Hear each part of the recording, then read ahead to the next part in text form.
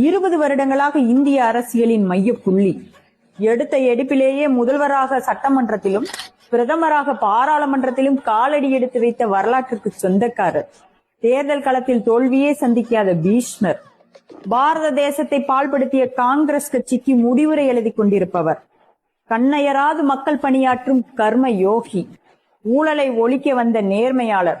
குடும்ப அரசியல் கொடிகட்டி பறக்கும் இந்த தேசத்தில் உச்சபட்ச அதிகாரத்தில் இருந்த போதும் அதன் நிழல் கூட தன் குடும்பத்தின் மீது விழாமல் பார்த்து கொண்டவர்.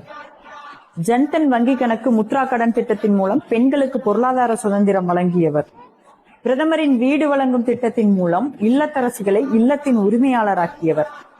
விவசாயிகளின் வங்கி கணக்கில் நேரடியாக பணம் செலுத்திய பண்பாளர். கொரோனா காலகட்டத்தில் தடுப்பூசி மூலம் கோடான கோடி மக்களை காப்பாற்றிய ஆபத் பாந்தவர். எல்லை தாண்டிய பயங்கரவாதத்திற்கு சர்ஜிக்கல் ஸ்ட்ரைக் மற்றும் ஆபரேஷன் சிந்தூர் மூலம் பாடை கட்டியவர்.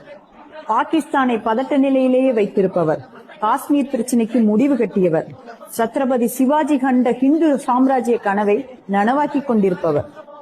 ஹிந்துக்களின் 500 ஆண்டு கால போராட்டத்தின் பலனாக அயோத்தியில் பகவான் ஸ்ரீராமருக்கு கம்பீரமாக ஆலயம் எழுப்பப்பட்டது இவரது ஆட்சி காலத்தில்தான்.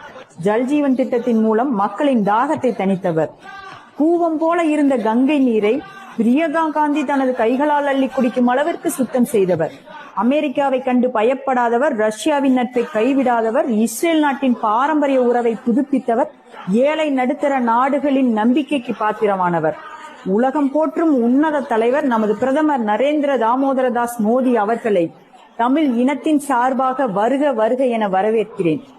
கொரோனா வைரஸிடமிருந்து இந்தியாவை காப்பாற்றியது போல கோபாலபுர வைரஸிடமிருந்து தமிழகத்தை காப்பாற்றுமாறு ஒரு தமிழச்சியாக இருந்து உங்களிடம் கேட்டுக்கொள்கிறேன்.